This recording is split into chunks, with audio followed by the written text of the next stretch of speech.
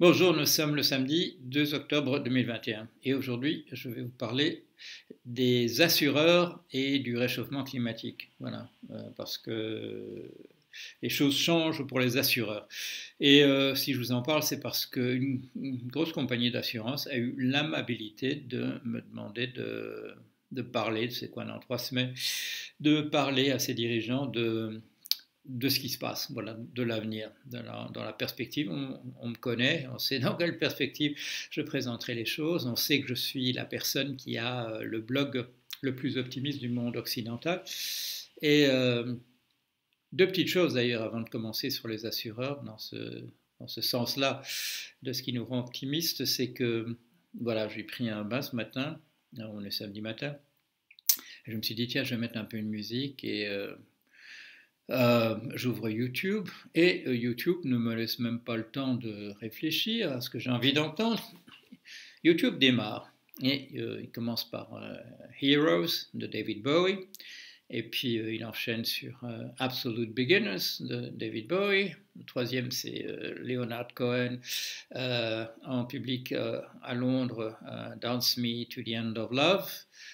Qu'est-ce qui vient après Another One Bites the Dust, de Queen. Enfin, voilà. Et puis le cinquième, c'est quelque chose qui ne m'est pas familier. C'est pas quelque chose que j'ai dû écouter sur YouTube. C'est quelque chose qui m'est proposé comme ça, à partir de mes goûts généraux. Et c'est un morceau de Rem. J'aime bien Rem, mais voilà, c'est pas quelque chose que j'ai dû écouter récemment.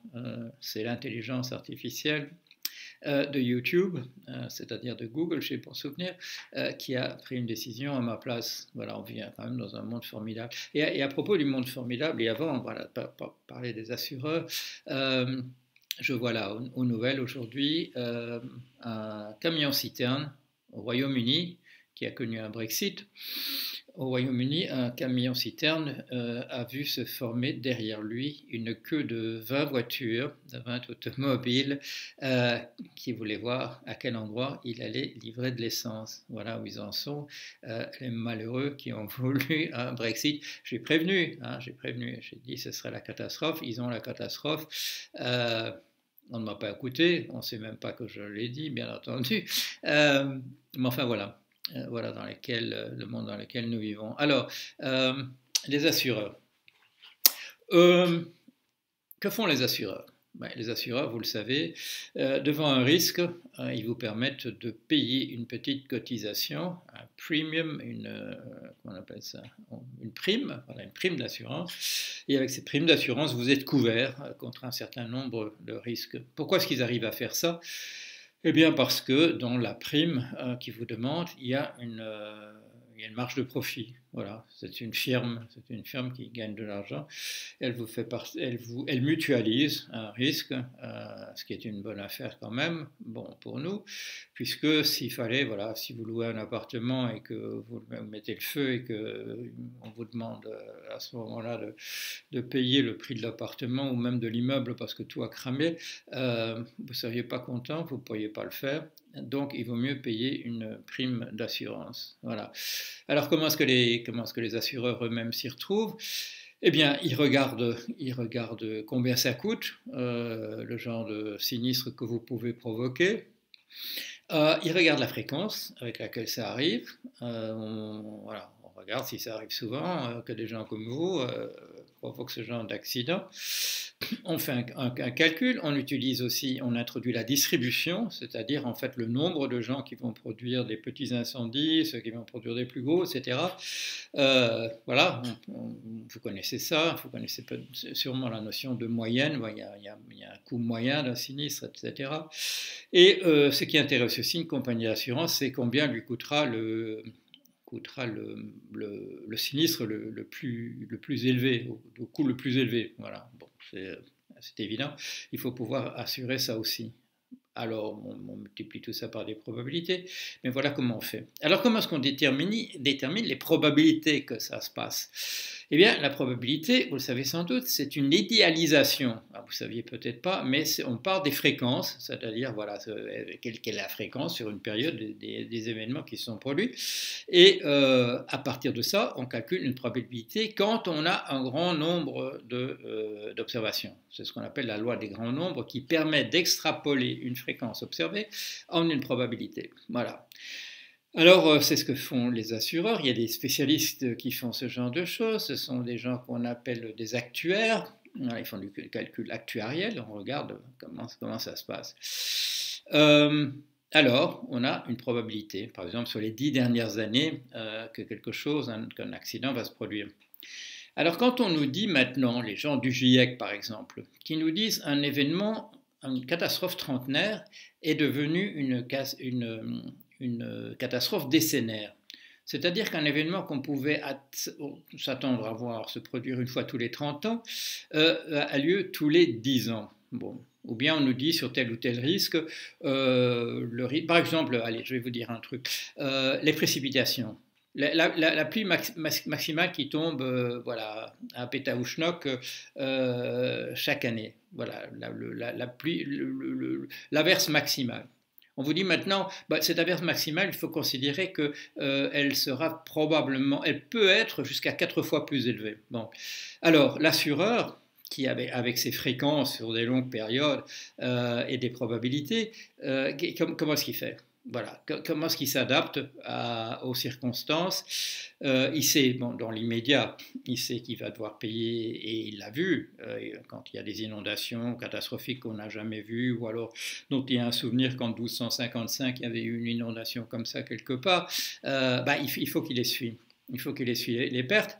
Et on a vu aux États-Unis, en particulier avec les inondations récemment, c'est lié à l'ouragan Ida, mais pas simplement en Louisiane, enfin avec toute la trace qu'il a laissée, et en particulier dans le fait qu'il a provoqué des inondations importantes à New York.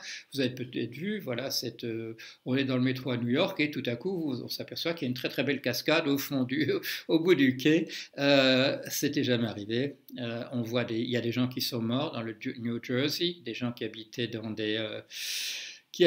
des appartements qu'on a aménagés dans ce qui sont des caves, c'est-à-dire sous le niveau du trottoir. Et on voit, vous avez peut-être vu cette horreur, c'est-à-dire des plongeurs, des hommes grenouilles qui essaient de retrouver des cadavres dans un appartement qui se trouve sous le niveau de la mer. Et voilà. Alors, est-ce qu'on était assuré pour l'inondation à New York? Non, personne n'est assuré pour l'inondation à New York. Ce n'était pas prévu, on ne l'a pas fait. Ce n'était pas considéré même comme une des grandes régions inondables aux États-Unis.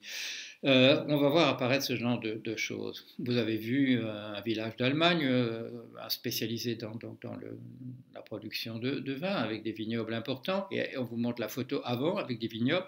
Et puis on vous montre un immense trou voilà, qui a l'air d'avoir 10 mètres de profondeur à la place. Alors des choses comme ça vont se passer. Alors que font les compagnies d'assurance dans ce cas-là?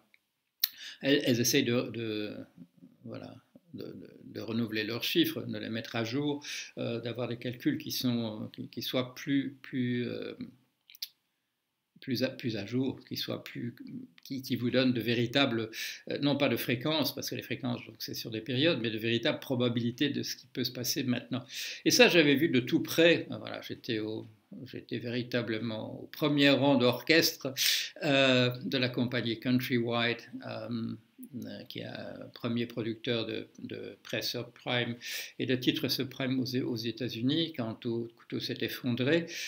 Si vous travaillez sur des séries chronologiques, comme on dit, sur des données des 10 dernières années, ça ne vous disait pas du tout ce qui allait se passer. Pourquoi? Parce que en fait, les événements allaient très très vite. Et là, comme tous les instruments qui indiquent le risque, et toutes les alarmes, toutes les sirènes, en fait, sont calculées sur la dernière dizaine d'années, on voit rien arriver. Si les individus, les êtres humains voient arriver les catastrophes, mais c'est pas suffisant. Que fait une compagnie d'assurance déjà en temps normal? elle s'assure elle-même contre le risque. Ce sont des compagnies qui s'appellent les réassureurs qui s'occupent de ça. Ils assurent les compagnies d'assurance. Et comment est-ce que eux font pour pouvoir étaler des risques plus importants que ceux que peuvent contenir des compagnies d'assurance? Ben, ils essayent de de se financer au maximum, d'avoir des réserves, d'avoir des provisions considérables. Et qu'est-ce qu'ils font? Avec une partie du risque, en tout cas, ils le titrisent. Ah, nous voilà revenus au subprime. C'est-à-dire qu'ils vendent des obligations, ils se financent partiellement en vendant des obligations. Ce sont des obligations avec un taux élevé. Je vois aux États-Unis que l'association, l'organisme parastatal, comme on dirait, voilà, qui s'occupe de payer, d'étaler le risque d'inondation, en fait, il émet lui-même des obligations à 5% et demi. Voilà. Mais c'est des obligations à haut risque. C'est-à-dire que si il est écrit dans le contrat qu'on ne pourra peut-être pas rembourser, on ne pourra peut-être pas rendre l'argent. Et en échange, vous avez un taux élevé. Voilà. Alors, vous voyez, les compagnies d'assurance se réassurent chez des réassureurs et eux, ils essayent de diluer le risque dans la population en émettant des obligations. En disant, voilà, là, on vous paye pas mal en coupons, ce n'est pas des dividendes parce que c'est des obligations, enfin c'est l'équivalent, on vous paye un coupon élevé, mais il y a du risque pour vous. Alors, c'est la même histoire aussi que le subprime avec la veuve de Carpentras. On avait dit, voilà, on va titriser les prêts subprime, mais la veuve de Carpentras va acheter ça, et ben, un jour, elle aura peut-être un accident, mais enfin, comme elle était vieille de toute manière, etc. Comme ça avait une garantie triple A, voilà, la note de crédit, le rating était très élevé. Les banques n'ont pas vendu à la veuve de Carpentras, ils les ont gardés pour eux. Et le jour où ça explose, eh ben, toutes les banques ont explosé. C'était quoi? C'était le 16 septembre 2008, si je vous souviens. Alors, qui est-ce qui achète en fait? Voilà, qui est-ce qui achète en réalité ces obligations à du 5% et demi? Aux États-Unis, c'est ce qu'on appelle les institutionals, les grosses institutions. Qu'est-ce que c'est aux États-Unis? C'est les fonds privés des grandes banques, non, pas des grandes banques, des grandes universités comme Yale, Harvard, etc., qui ont beaucoup d'argent. Ce sont les fonds de pension privés, ce sont les health insurance, les grands providers de santé, ces chaînes d'hôpitaux comme Kaiser Permanente, Blue Cross, etc., les compagnies qui vous assurent à titre privé de risque, voilà, de risque de santé, ce qui remplace là-bas, ce qui fait office là-bas de l'assurance maladie en France et dans d'autres pays. Donc, ceux qui achètent en fin de parcours, voilà, le risque total, celui que même les réassureurs ne veulent pas en réalité courir, ce sont les grandes institutions comme les fonds de pension, comme les chaînes de cliniques et ainsi de suite, les grosses universités. Alors, imaginons que tout ça pète. Est-ce que l'État va laisser les universités fermées parce que voilà, elles ont pris un risque qu'elles n'auraient pas dû? Les fonds de pension, on va laisser ça s'écrouler. Tout le système de santé privé aux États-Unis. Non, en fin de parcours, tout en haut, c'est le contribuable, c'est le bail-out. Voilà, on vous sauvera.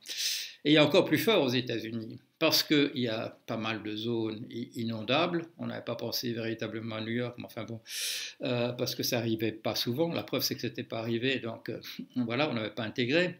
Aux États-Unis, tout ce qui est des inondations dans des zones absolument inondables. Prenons un exemple. Au large de au large de Houston, il y a Galveston. Galveston, je ne sais plus combien il y a eu de morts, il y a eu une inondation catastrophique au début du 19e siècle, des milliers de morts. Qu'est-ce qu'on a fait? On a dit dans les années qui ont suivi, il ne faut jamais reconstruire à Galveston. Qu'est-ce qui s'est passé? Je ne sais pas combien il y a de centaines de milliers d'habitants aujourd'hui à Galveston. Qui est-ce qui assure ça? Ben, en fait, c'est voilà, l'État américain avec son organisation, je ne sais plus comment ça s'appelle exactement, mais voilà, pour les flooding, pour l'inondation. Alors, ce qui est intéressant pour cet organisme parastatal, c'est qu'il a des accords avec des compagnies d'assurance. Et sur quelle base se font ces accords? Eh bien, nul ne le sait et nul ne peut le savoir. Parce que, comme disait le journal l'autre jour, les non-disclosure agreements, voilà, les trucs qui sont, les papiers qui sont signés en disant que vous ne direz jamais ce que vous savez exactement sur la manière dont nous fonctionnent, on considère que ces contrats, ceux qui sont les plus secrets aux États-Unis, c'est justement ce que l'État assure sur les zones inondables de son pays. Alors, on a commencé à s'énerver quand même un peu récemment en voyant qu'il y a encore des super riches qui vont aller construire une mansion, un manoir moderne sur une dune qui se trouve juste derrière une falaise qui est en train de s'effondrer. Et là, on a dit, bon, on va quand même faire payer le coût réel de l'assurance à des gens comme ça qui sont absolument irresponsables. Mais il y a des lois sur la consommation qui protègent le consommateur et qui fait qu'on ne peut pas augmenter de plus de, je sais pas, 18%, je crois que je retiens ce chiffre, de plus de 18% le montant qu'on fait payer d'une année sur l'autre. Or, il faudrait l'augmenter de 36% pour que ça reflète véritablement les risques qui sont les risques maintenant. Donc, et il y a d'autres mesures réglementaires qui empêchent qu'on reflète véritablement le risque. Ce sont les lois sur la concurrence. Voilà. Parce que, et ça c'est une surprise pour tout le monde, la plupart des gouvernements ne sont pas au courant que nous vivons dans un système capitaliste. C'est une chose qu'on cache soigneusement ou bien auquel on ne pense pas. Vous connaissez mes amis qui parlent de la décroissance, et quand je leur dis, oui, mais dans un système capitaliste, parce qu'il repose sur le profit, on ne peut pas le faire, je dis, mais quel rapport entre la décroissance et le système capitaliste? Et oui, bon, dans ce cas-ci, bon, il y a un aspect sympathique qui n'est pas vraiment le capitalisme, protéger le consommateur, mais l'autre, dire que les lois de la concurrence vous interdisent en fait de calculer véritablement le risque, et si vous le calculez, surtout pas d'en tirer des conséquences, ça c'est quand même le capitalisme. Et je vais terminer, parce que je ne veux quand même pas faire trop long, j'y reviendrai parce qu'il y a encore des tas de choses à dire. Mais voilà, alors les compagnies d'assurance, elles sont, on nous dit, il faut que dans les années qui viennent, d'abord qu'elles découragent les gens qui sont des producteurs de pollution et de risques climatiques. Il faut qu'elles cessent de les encourager en leur donnant, voilà, en leur permettant de s'assurer auprès d'elles ou à des prix bradés. C'est la première chose qu'elles doivent faire, mais elles doivent aussi intégrer absolument le changement des circonstances. Voilà. Et on nous dit, un chiffre qu'on nous donne, c'est qu'elles sous-évaluent en ce moment, les compagnies d'assurance au monde sous-évaluent à peu près de moitié, c'est un calcul que j'ai vu dans le Financial Times, elles sous-estiment de moitié le risque qu'elles prennent en réalité dans le nouveau climat, c'est le cas de le dire, dans le nouvel environnement de risques liés au réchauffement climatique. Alors, vous vous dites, parce que vous ne pensez pas au système capitaliste, vous vous dites, eh bien, il faudrait qu'elle fasse des provisions supplémentaires. Et la nouvelle de la semaine dernière, on va changer les règles générales qui s'appliquent ça s'appelle Solvency 2, Solvabilité 2. On va permettre aux compagnies d'assurance de baisser leurs réserves. On va leur permettre des choses formidables. Par exemple, de diminuer le calcul de risque qu'elles font sur leur portefeuille d'actions. Pourquoi est-ce qu'on va leur permettre de faire ça? Parce qu'il n'y a pas de risque véritable sur les actions. Hein. Les gars, on est dans le système capitaliste. Si on ne pouvait pas acheter les actions, ce n'était pas le truc le plus sûr du monde. On ne vous dirait pas de le faire. On va leur dire de pouvoir baisser leurs réserves. Pourquoi est-ce qu'on va leur dire de faire ça? Eh bien parce que, je viens de vous le dire, mais je vous le rappelle, c'est parce qu'on est dans le système capitaliste. On a permis aux compagnies d'assurance à peu près partout dans le monde de ne pas payer de dividendes l'année dernière parce que, justement, on ne savait pas combien elles allaient débourser dans le cadre de cette pandémie. Alors on leur a dit de ne pas donner de dividendes pour le moment. Du coup, leur réserve en argent liquide, en cash, a augmenté. Et c'est là que revient le système capitaliste.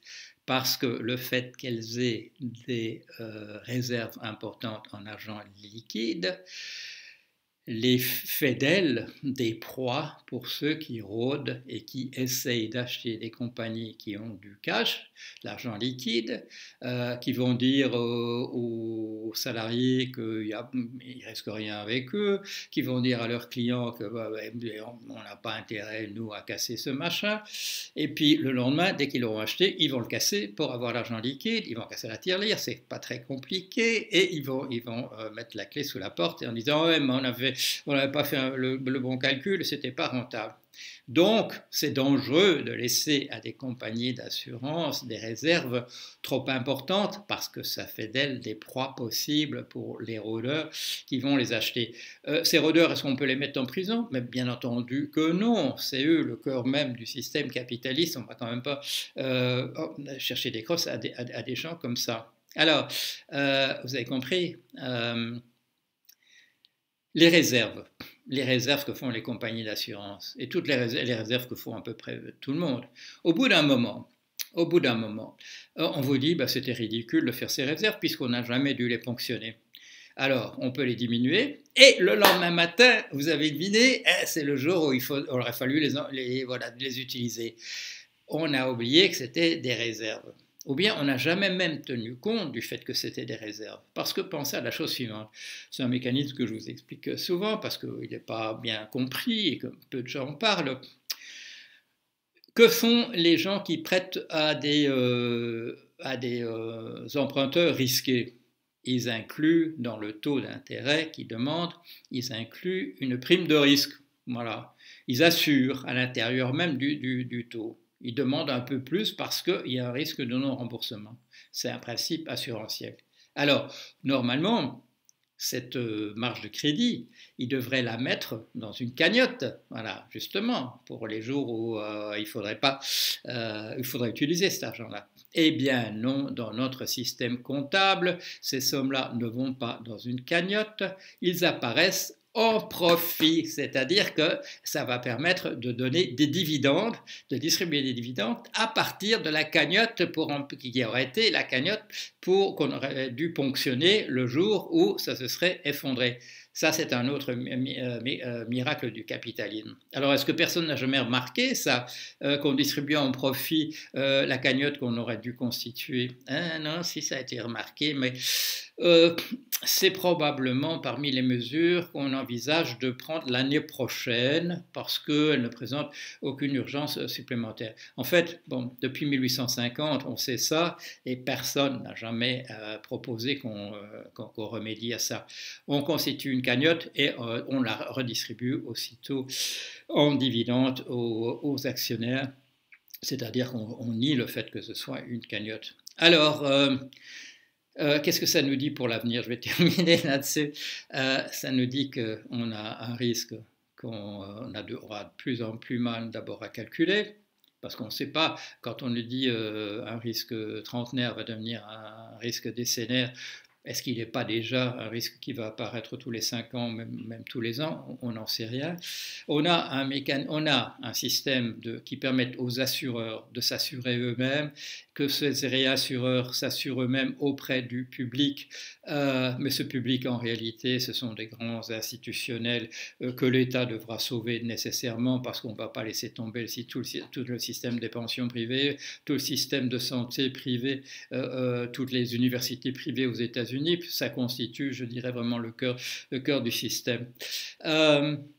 Et puis, on a ce paradoxe, cette contradiction, en fait, qu'on ne peut pas constituer on devrait constituer des réserves de plus en plus grosses et on ne peut pas les constituer parce qu'à l'intérieur même du système capitaliste où on ne peut pas le faire.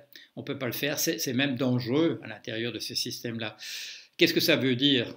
Je termine là-dessus. Ça veut dire que ce système capitaliste, qui était déjà très fragilisé en 2008, est en train de se fragiliser tout le temps encore davantage, et que les remèdes qu'on trouve ici et là sont des remèdes qu'on connaît déjà, là comme la titrisation. On sait que la titrisation, c'est pas le bon remède. On sait qu'en arrière-plan, il y a toujours le contribuable comme le sauveur de dernier ressort. Alors, un mot encore, le mot de la fin. Est-ce que c'est comme ça qu'on fait en Chine? Bon, je laisse la question ouverte. Allez, à bientôt.